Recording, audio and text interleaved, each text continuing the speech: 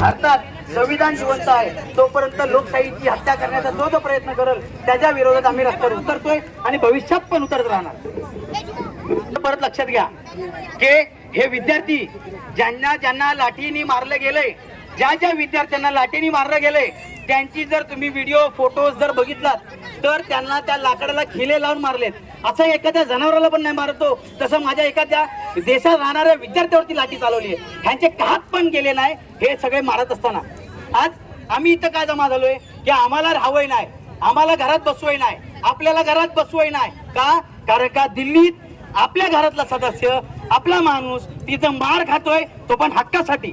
आणि असं हे देशात पहिल्यांदा घडलंय की ह्या असलेल्या सरकार जी देशात चालली आहे ही तानाशाही सरकार आहे. ही 33 दिवस कोणाचं ऐकलं नाही. 26 दिवस आपले देशाचे सायंटिस्ट हे तिथं अनशनवर बसलेत, पण एकही सरकार मधला मंत्री आजपर्यंत कालपर्यंत गेला नव्हता.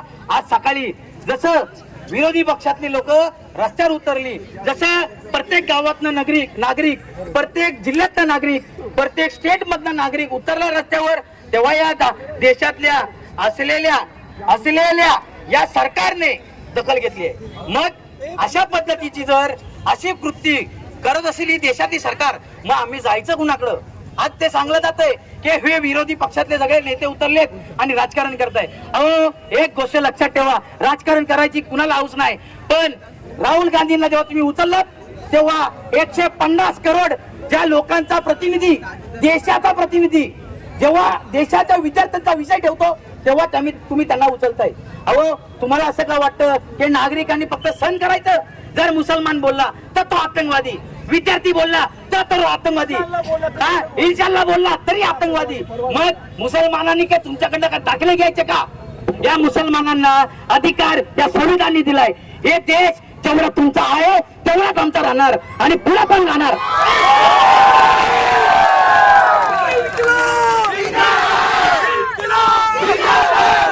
सगळ्यात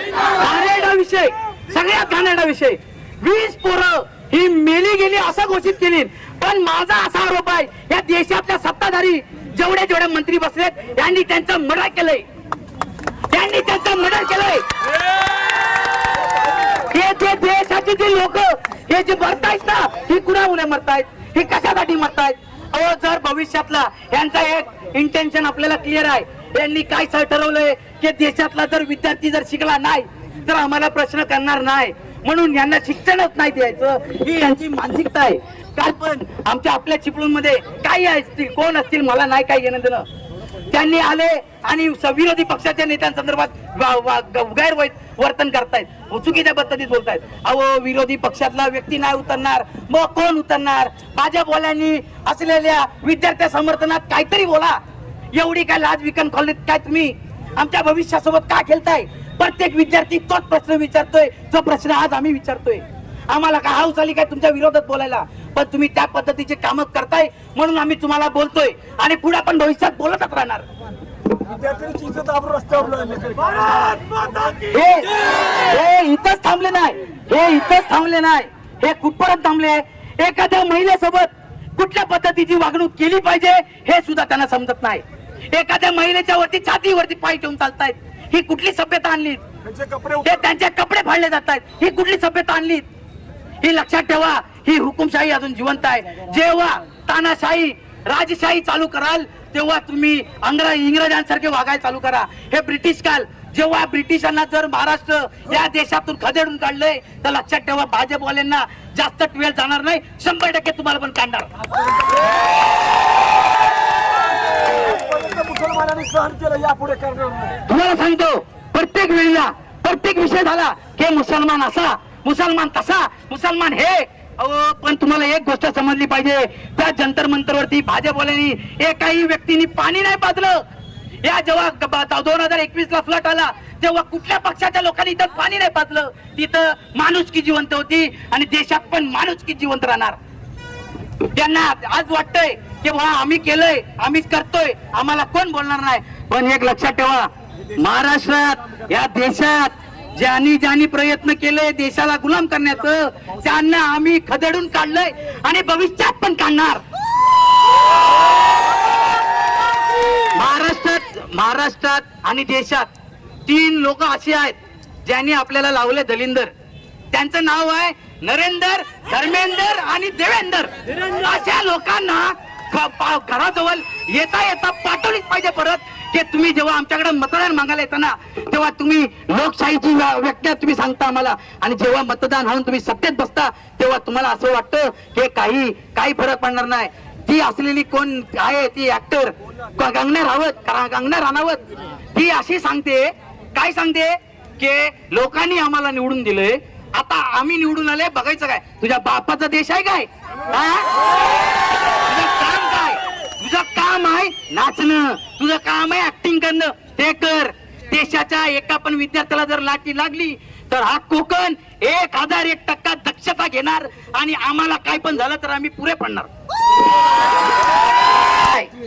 ही लक्षात ठेवा. जेव्हा आम्ही पेटतो तेव्हा वनवे सोबत आम्ही सगळं सुख पण नेतो आणि वेळ पण नेतो. आणि आमची हीच मागणी आहे की ज्या विद्यार्थ्यांना मारले, ज्या विद्यार्थ्यांची आत्महत्या, त्या विद्यार्थ्यांना तुम्ही मर्डर केले, आम्ही मर्डरच बोलणार. त्या विद्यार्थी जरी शहीद झाले असले तरी सुद्धा तुम्ही त्याला मारले, हे आमचे आरोप आहेत तुमच्यावरती. नसतील तर तुम्ही 20 दिवसात त्यांना बघायला गेलात काय, असा एक तरी फोटो टाका. अहो मला एक गोष्ट समजत नाही, मला एक गोष्ट आज पण समजत नाही. आपल्याकडे लॉकडाऊन लागला 12 वाजता, काय रात्री 12 वाजता लॉकडाऊन लागला, 12 वाजता ऐकलात काय? नोटबंदी झाली 12 वाजता. हे सगळं कालोखात का करतात? काय आहे कालोखात?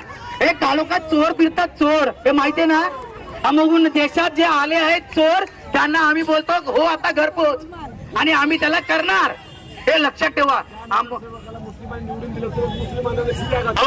एवढंच नाही तर पुढे सांगतो, आम्ही निवडून दिलेला एका नगरसेवक, त्याला 115 मुसलमानाची मतं पडली आहेत, निवडून आलाय, आणि तरी सांगतो की मुसलमानांची मतांची गरज नाही. पुढच्या वेळेला ये, तुला सांगतो आम्ही पुढच्या वेळेला.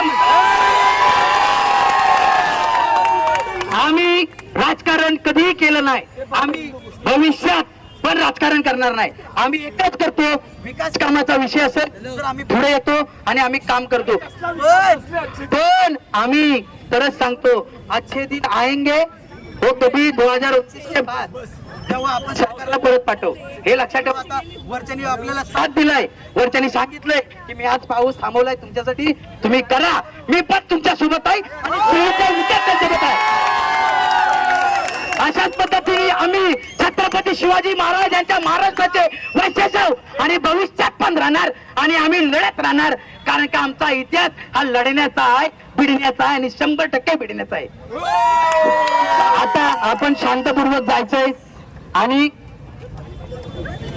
तुम्हाला परत सांगतो, हा जे तुम्ही आज इथं आलाय हे माझ्या बोलण्यावर आलेलं नाही.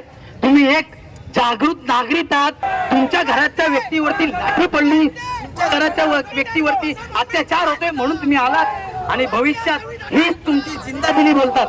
जो मयत असतो, मरतो, तो घरात जाऊन बसतो, आणि जो जिवंत असतो तो रस्त्यावर उतरतो, आणि तुम्ही जिवंत आणि भविष्यात पण राहाल. आता आपण शांतीपूर्वक आपला मोर्चा इथं संपलाय. आम्ही सांगितलंय जर मोर्चा हा दिल्लीतला मार्च जर 26 तारखेपर्यंत चालला तर 100% मी साजिद सर बरोबर आमचे सगळे समर्थक आम्ही 100% दिल्लीत जाणार, आणि त्या विद्यार्थ्यांचा साथ पण देणार. फक्त एवढं सांगतो, राष्ट्रगीत गाणं करायचं आहे आपल्याला सगळ्यांनी, डिसिप्लिन मध्ये उभे राहा. आपल्याकडनं एकही चूक होता कामा नाही, कारण का वरती बसलेल्यांना बघायचंय मुसलमान कुठं चुकला. आता मी व्हिडिओ टाकल्यावर लगेच टाकतील हा दहशतवादी, हा आतंकवादी, हा आरोपी. हे त्यांचं काम आहे, हे त्यांचं काम आहे, आणि त्यांना उत्तर देण्यासाठी हे सगळे आहेत. मला काय फरक पडत नाही. मी तुमच्यासाठी 1 दिवस नाही, 100 दिवस नाही, 1000 दिवस जेलात जाऊन बसायला पण तयार आहे. लक्षात ठेवा. आपण आता पुढे घेऊया, राष्ट्रगीत गान करूया, आणि शांतपूर्वक आपण जाऊया. भविष्यात परत अशा पद्धतीची लाठीचार झाली तर चिपळूणमध्ये प्रत्येक नागरिकाने जमा व्हायचंय, आणि आपल्या विद्यार्थ्यांची होणाऱ्या अत्याचाराचा लढा लढायचा आहे.